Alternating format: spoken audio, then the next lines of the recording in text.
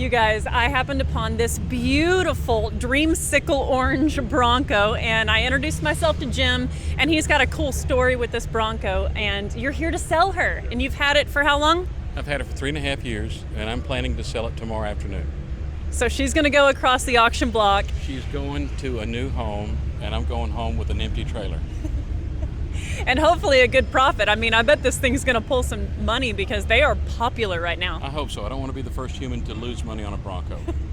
You would be the first, that's true. I would be the first. Well, it is an absolutely gorgeous truck. So what was the condition like when you bought it? Well, it looked good from the outside, but underneath it was pretty rough. It needed a new driveline. It needed a new engine that I found out after I got it. It needed a clutch. It needed a rear end rebuild. It needed shocks.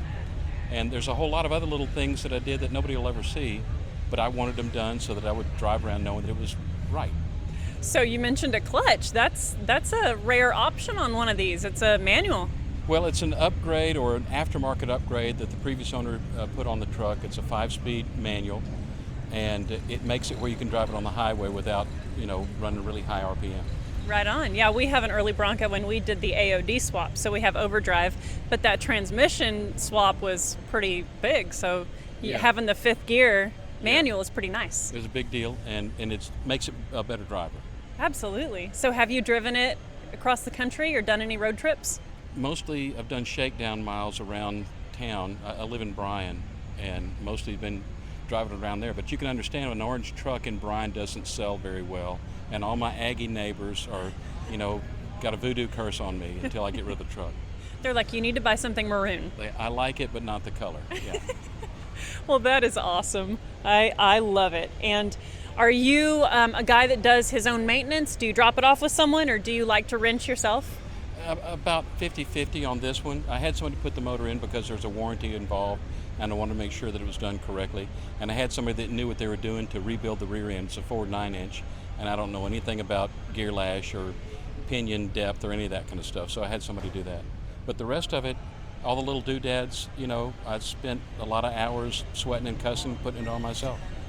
As far as maintenance on this thing that was kind of left undone, there was a lot of it. For example, when I changed out the U-joints, the needle bearings were all powdery, and they just wiggled. And you imagine how in the world they drive this around knowing that that was like that, or feeling it. So there's a lot of little things like that were left undone that I had to do when I got it. But I enjoyed it.